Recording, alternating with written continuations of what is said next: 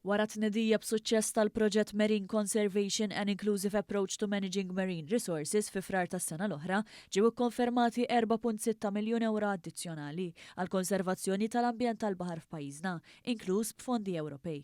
Dan il-finanzjament ġdid se jkompli jibni fuq l-ewwel fażi tal-proġett billi jimplementa l-attivitajiet proposti u jintroduċi azzjonijiet ġodda bħala appoġġ għall-irkubru tal-ambjent naturali f'qiegħ il-baħar, b'mod partikolari l-merat tal-alka, billi titnaqqas il-ħsara u jiġu testjati soluzzjonijiet prattiċi ta' restawr.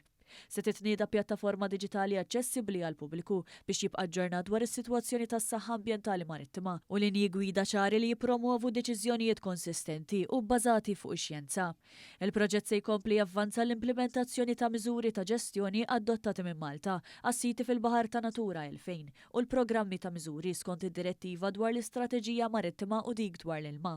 Permezz ta' dawn l-isforzi il-proġett f'pajjiżna għandu lan li jikkontribwixxi għall protezzjoni u r-restawr tal-biodiversità u l-ekosistemi fl-ibħra li jiċċirkondawna.